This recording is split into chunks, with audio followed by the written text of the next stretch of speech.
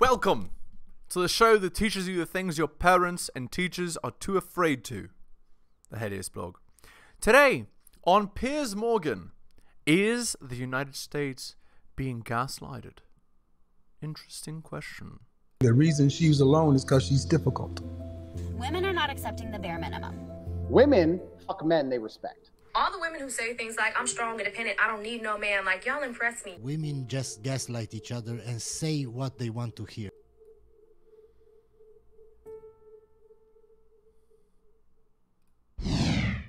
A month ago, Joe Biden walked stiffly and slowly onto the CNN stage in Atlanta for a debate he thought would save his presidency. Last night, with his closest family huddled behind the camera, he gave what would probably be his final Oval Office address. I revere this office, but I love my country more. It's been the honor of my life to serve as your president. He can barely talk. But in the defense of democracy, which is at stake, I think it's more important than any title. I draw strength and I find joy in working for the American people.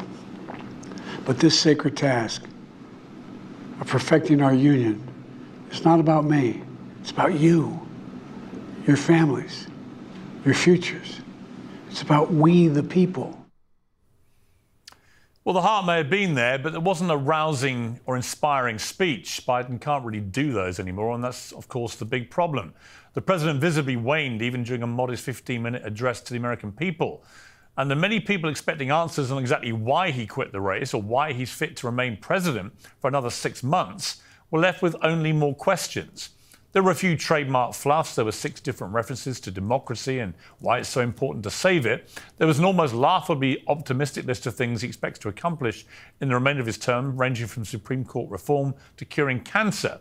And there was even time for a defensive roll call of apparent achievements, including this, frankly, whopper. The first major gun safety law in 30 years. And today, the violent crime rate is at a 50-year low. We're also securing our border. Border crossings are lower today than when the previous administration left office. Well, that's simply not true. It was simply not true that this president is the sharpest mind in D.C. with energy levels to put the rest of us to shame, as so many of his supporters continued to claim until it was obvious that he wasn't. This was a moment where the president could have gone out in a blaze of reflective glory on a 50-year career, which had many laudable moments. It was a moment in history. And despite his frailty and arguably his incompetence, I've always thought that Joe Biden is an industrious public servant and a thoroughly decent man who's been through some unimaginable tragedy in his life.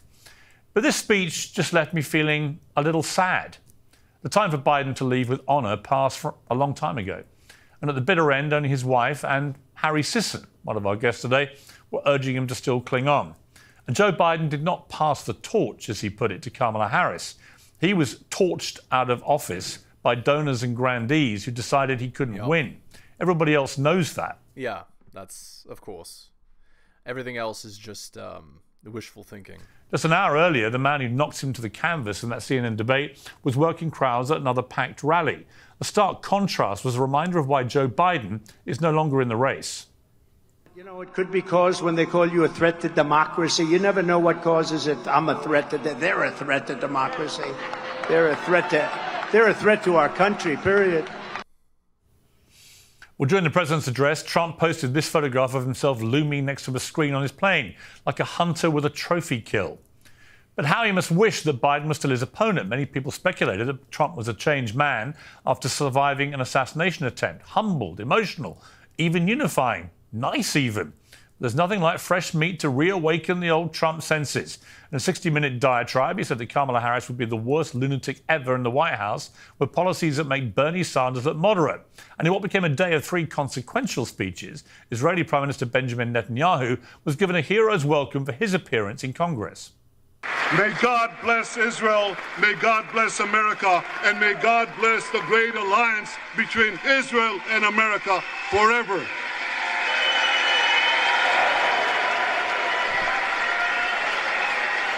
It's all in the name. Jerusalem, USA.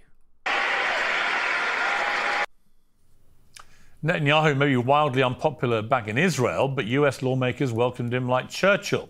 And even as he spoke, protesters outside burned the US flag, hoisted the Palestinian colours above Union Station, and scrawled "Hamas is coming" on a monument. It wasn't a great advertisement for the America that Joe Biden leaves behind. Lordy Lord. In a moment, I'll be reunited with Harry Sisson, who was blindly loyal to Biden right to the end.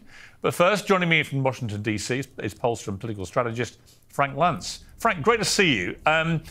You're a very important person to talk to right now because there are polls swirling around all over the place, often giving quite conflicting information. Just first of all, tell me, what impact has Joe Biden's decision not to continue with his presidential race had on the Democrats' chances of winning the election? It has completely unscrambled and re-scrambled the race. There are key voter groups right now, young women who had been turned off by both candidates that are now absolutely excited. Younger African Americans that were giving Donald Trump a look that they may be going back to the Democrats, which they voted for decades.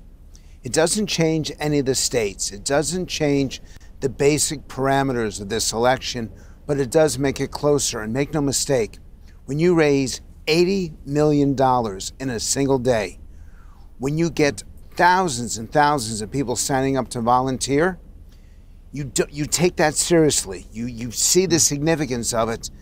I would have predicted exactly 1 week ago today that Donald Trump essentially had the race sewed up. You can't say that today. He's still the favorite, but by a very, very narrow margin. Well, okay. I guess we'll find out, right? I guess we'll find out. And there is a palpable, measurable honeymoon that's happening for the vice president, Kamala Harris, that could change the outcome of November. Yeah, I mean, I read a very interesting interview with you with the Times back in the UK last week, in which you identified as the potential tipping point for Trump to beat Biden was that Trump's support would all come out and vote for him, absolutely, to a man and woman. But the Biden support, maybe 1-2% of them may just stay at home because they just weren't enthused enough to go out and vote for him. It may well be that particular part of the equation narrows sharply with Kamala Harris, because the one thing she certainly brought to this race is a renewed energy, and I could certainly see a lot more people feeling enthusiastic enough to go out and vote for her in a way they might have been tempted to stay at home if it was... Right. Sleepy Joe isn't exactly getting confident votes. But a younger person might just, by virtue of being young and being a Democrat, might get some votes, right? It's true. Still Joe Biden. That's exactly correct. And that's why the whole race has changed. Every Trump voter, you knew that he was going to get his polling numbers and maybe even above them. But that Joe Biden, there was just no energy, no excitement. She's brought that to the race. It may not survive. I remind viewers that she had the same kind of energy and excitement in 2019 until she debated Joe Biden. And the public thought there's not much here, that she doesn't have the greatest record to defend as vice president. She was given one responsibility, which is immigration, and she didn't come through on that. And right now, the two issues that matter most, affordability and immigration, Trump has a significant advantage regardless of whether it's Joe Biden or Kamala Harris. That said, we've never had a African-American woman, South Asian woman running. Clearly, they're playing into that. Americans like to be part of history. And I'm not willing to make a projection right now. Americans like to be part of history. I mean, Hillary Clinton, who is fierce debater better than Kamala, she got the boot in the butt, didn't she? Versus Trump, so. Because it would be inaccurate and, frankly, unprofessional. She does have a shot. Yeah, I certainly think it's going to be a much closer race now. In terms of how Trump should handle the new challenge, I spoke to him on Saturday night before Biden quit, just the day before, and he was desperate for Biden to stay in as long as possible, because he really genuinely believed if Biden was still the Democrat nominee come November, he would win the election quite easily.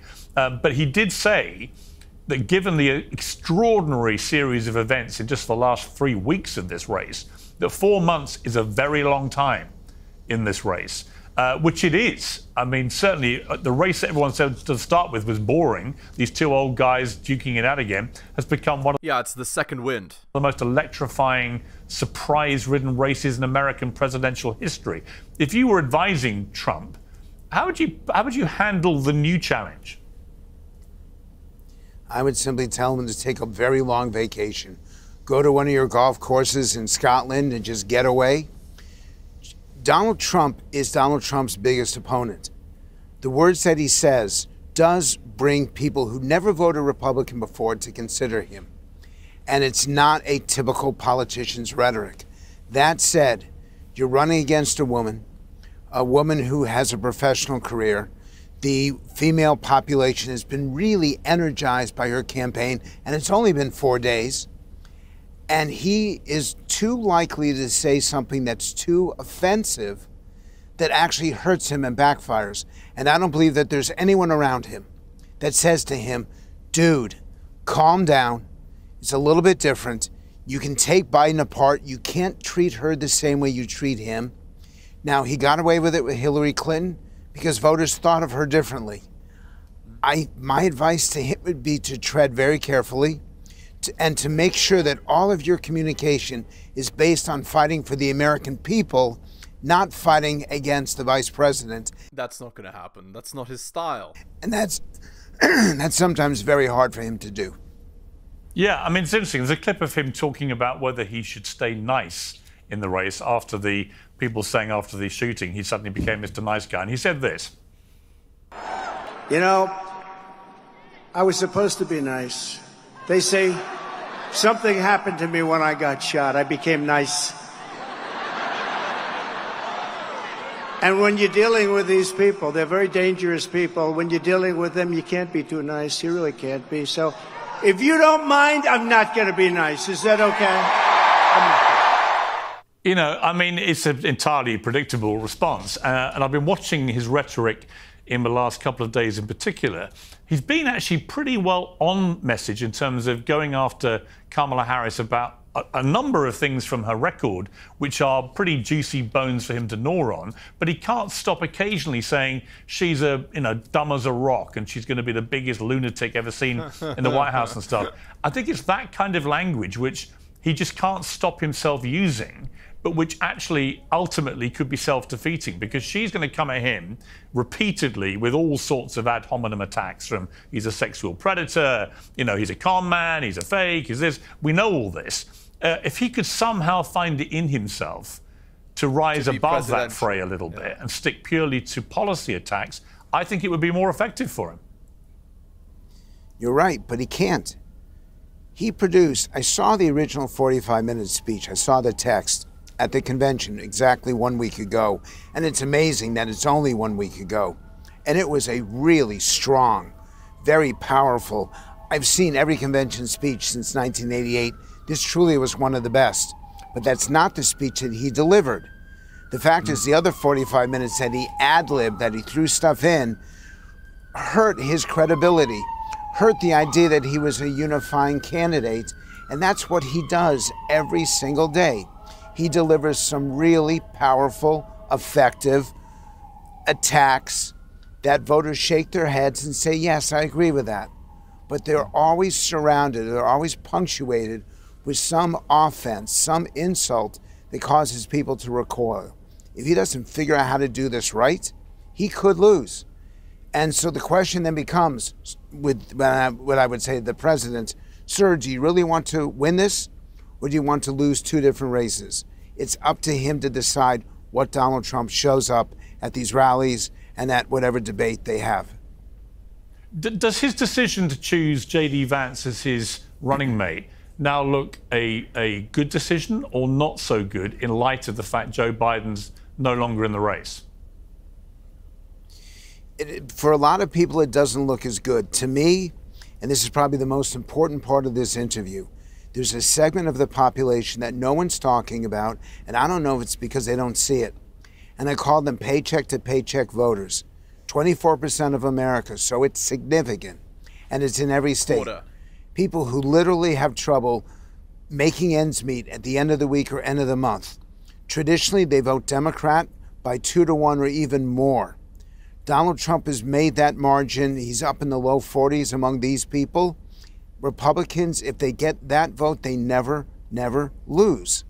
And Trump has a way to speak to them. And J.D. Vance comes from that group. It's who he is. It's his background. So the question then becomes, who did the Democrats choose for the debate? J.D. Vance will not have a significant impact because vice presidents never do. In fact, more often than not, they hurt the top of the ticket. The question is, do they choose Josh Shapiro, the governor of Pennsylvania, or Mark Kelly, the senator from Arizona? Probably the two best picks. How does he perform in that debate? That will decide whether or not he's successful. But the key component is he understands those people, those paycheck-to-paycheck voters, because he is one. And it seems to me, talking of debates, that the catalyst for all this mayhem in the last 3.5 weeks was, of course, the CNN debate, where Joe Biden became the emperor with no clothes in front of the American people. And it was very clear. Now, I remember watching that live, and I saw John King at CNN, who I used to work with over there. And I've never known him be quite so instantly scathing of something he'd just seen involving a Democrat president as he was that night. And I knew then it was basically over, just a question of time. But it does make, I think, the debate between Donald Trump and Kamala Harris on September the 10th potentially even more consequential and even more gigantic, doesn't it? I think you have a perfect analysis. I think you really know what's going on. And I know the show's being shot from New York, so clearly you're pulling in the zeitgeist of America in this conversation. He can't treat her the same way that he treated Biden.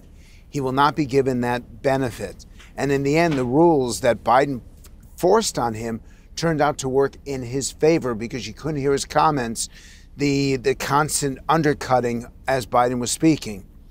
I don't know if that debate's going to happen. I don't even believe that ABC knows that that debate's going to happen. I think they may put it off. I think it'll be the most watched and most entertaining debate of all time. I think it could be the most negative debate of all time because the two of them will just go at each other and at each other. And what we haven't mentioned is the impact after the election. And that's what I really am most concerned about and why I do so many interviews like this. In the end, do we trust the election results? Does America come together? Do we accept the result and do we move on? And do we continue to tear each other apart? That's what I'm most concerned about because I'm not sure the answers to those questions. I know what Brexit did to the debate in the UK, and I believe it's going to be even rougher over here, Trump versus Harris. And pray for us, Piers, because we're a great democracy. You know what, though? And you know what? The reason, Frank, I think it has to happen, that debate, is which one of them's going to pull out, right? If Kamala Harris ducks a debate with Trump, I think that would play very badly for her. And conversely, if Trump, the strong man, bottles a debate with Kamala Harris, I think that's really damaging to him. So I don't think there's any possibility of that debate not happening purely for that reason. Yeah, it's mutually assured destruction. No, it's assured destruction. Whoever loses is screwed. But if you duck out, you're also screwed. So you have to do it. Yeah, but Trump's already raised that he doesn't want ABC to do it. He wants Fox to do it. So his claim will be, I don't trust the network. They're biased. They're hostile to him. That won't hold water. But to Trump's voters, that'll be acceptable enough. And in the end, under Biden, there was only 4% of Americans, that's it, who are undecided. That undecided number has gone up a little bit because we have a new candidate, still only 6 or 7%. So we're going to spend $2 billion and hold all these debates in the Democratic convention, basically trying to move 6% of 3 key states, Michigan, Wisconsin, and most importantly, Pennsylvania. That's an awful lot of money. That's an awful lot of airtime for literally 1/4 of 1% of America. It's incredible when you put it like that. Frank Luntz, brilliant to talk to you. One of the smartest political strategists in America. I really appreciate it. Thank you. Appreciate it, too. Well, joining me now is the former professional wrestler and Fox News contributor Tyrus and TikTok influencer Harry Sisson. Well, welcome to both of you. Harry, I want to start by playing a little clip of you last time you appeared on my show. Who do you think the two nominees will be in the end, and who will win? Yeah, it's going to be Joe Biden versus Donald Trump, and then Joe Biden's going to win. And Piers, I'd love to chat with you after the election. You've made a few dollars, Harry, so why don't we have a little wager? $10,000 to a charity of your choice. I say Biden can't possibly win. You think he can? I mean, I personally don't bet on politics. I'm happy to have another bet to do something with charity. We can do something, absolutely no problem. But you wouldn't put your money where your mouth is on Biden, then? I don't bet on politics. Well, I saved you $10,000 there, Harry, with your refusal to accept the bet, obviously. I like that he's this giant, jacked guy now. See, welcome to back to Uncensored. I mean, you were completely wrong. Not only did Biden not stay in the race, but he certainly won't be president again. So do you accept you were completely wrong? Yeah, I think I was going based off of publicly available information. Yeah, all of the information available was that Joe Biden was staying in. He consistently told reporters he was staying in. He said, I'm the guy. And then he huddled with advisors in Delaware, saw the data, said it wasn't looking good, and made the honorable decision to bow out. But with respect, why would a young, dynamic guy like you, how old are you? 21. You're 21, so you're 60 years younger than Joe Biden. That's right. Right, it was blatantly obvious to everybody that Biden was done, especially after the debate. Why would you continue to pretend that he wasn't? Because I look at the record, I'm always of the view that achievements in policy matters more than like this talk we have in the media of, oh, Biden's this, oh, Biden's that. I've met the man as well. I've talked to him. He was fantastic. He was sharp. I had questions. When was that? That was in May. He was sharp? Yeah. How sharp? Very sharp. He answered my questions. Around that time, he was falling off stages, he was face planting, he was tumbling face planting. I mean, tumbling down the steps of Air Force One, falling off bicycles. He was saying all sorts of gobbledygook in statements which the White House had to rewind. So how sharp was he? I mean, he was great. I gave him questions he didn't have beforehand. He answered them in depth, and we had a conversation after the cameras were turned off. I had no problems then. I had no problems now. I still think Joe Biden is fit to serve. If he were the candidate, I'd still think he's fit to serve. Really? Yeah. Okay, Tyrus. Joe Biden is still fit to serve. I mean, he could barely read the teleprompter. The guy I watched last night doing this national address, I'm sorry, I felt it was really sad. It was elder abuse. I think at this point, we're arguing about the wrong thing. Whether... Yeah, I thought this guy was the other guy. That's pretty funny. But there's no way, right? Whether he's fit to serve or not fit to serve, history was made in the sense that the donors basically said no more money. Right. And they don't do that because they think, oh, the polling shows you're down this month. So the ugliness of this is that Joe Biden's legacy is going to be affected because of what happened. The policies and stuff that we're running historically didn't ever fit Joe, which people raise their eyebrows to. And then you're seeing all this cover up of how sharp he was, and that's a interesting word because it's used a lot. And I always find when different people all use the same word, it's a talking point. And that's the problem. We need to get away from talking points. I'm glad that he stepped down because I took no joy in criticizing speeches from somebody who was doing the best they could. Indeed. And he probably has moments where he's brilliant, but that's the ugliness of aging, that one day everything's going great. Yeah. And it's happened to us all. Like one day, like wrestling, I'm throwing guys around, and one day I'm a step slow. It happens. And you'll have good days and you have bad days. And that's great in any other profession but being the president of the United States and basically the policeman of the world. You know, what I was struck by, Harry, last night was he kept talking about, you know, the threat to democracy and the importance of honesty and integrity in public life and so on. But then he said this about... And yet, there's a cover-up to keep people thinking that he's sharp. Yup. Speaks out one side of his face. Passing the torch. Let's listen to this clip. So I've decided the best way forward is to pass the torch to a new generation. That's the best way to unite our nation. No, I'm sorry, Harry. That was just a blatant lie. He didn't decide it was time to pass the torch. Only the day before he quit, he was absolutely gung-ho. I'm going to be running. I'm going to be president. I'm going to win 4 more years, blah, blah, blah, blah, blah. Even in the speech last night, he said he thinks he still has it in him to do another term of office. But That's not what happened. What happened was the Democrat grandees, Barack Obama, the Clintons, Chuck Schumer, Hollywood stars like George Clooney penning op-ed pieces in newspapers and so on, they all collaborated with the donors, as Tyra said, who yanked the money, to torch him. He was torched by his own side. That's what happened, isn't it?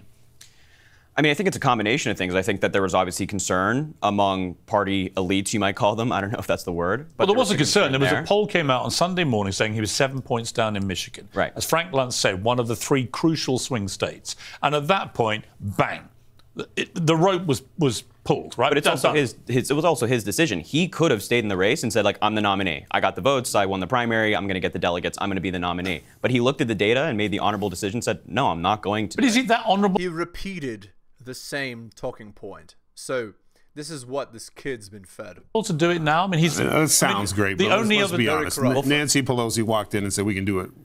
The easy way, the hard way. The hard way was Article 25. You know what it was like? Goodfellas, one of my favourite films, right? And I happen to know Joe Pesci very well through golf. So it's the scene where Joe Pesci thinks he's going to be the made man. Yes. Right? And the whole build-up, goes thing, and he goes in and they whack him. Right? I think that's what happened with Joe Biden on Sunday. I think to say that it's like, oh, it's not honorable because it's taking place now, I think is a little bit disingenuous. Well, I only say that because the other 2 Democrat incumbent presidents since World War II who have resigned in election year and decided not to vote did it massively earlier in the process, did it at the start of the year, which gave their replacement the chance to really build proper momentum. By giving Kamala Harris only 4 months, you know, it could end up being, we don't know yet, and she might well turn it around and she might win. So let's put that caveat there. But if she was to lose quite badly, you could look back at it and say that had he pulled out a lot earlier, it would have given her a better chance. But I think... Uh-oh. All right, let's end the video there. Hit the like, hit the sub, hit all notifications. Drop me a donation like Hunter M, Adrian L, Tom and Bobby, Dylan Russell, Brian, Andrew, Alan, Armani, and Nicholas. I know I say drop me a donation to like these guys, but truth is these guys have all bought my books. So again, go buy my books at bit.ly/heliosbooks. And if you're looking for coaching services like Nicholas here, just go to my email. That's theheliosblog@gmail.com. I'll slot you right in. And I do offer early access content on my Patreon. Thank you so much for listening, guys. Especially if you listen to the end. I really do appreciate it. Take care of yourselves, and I'll see you next time.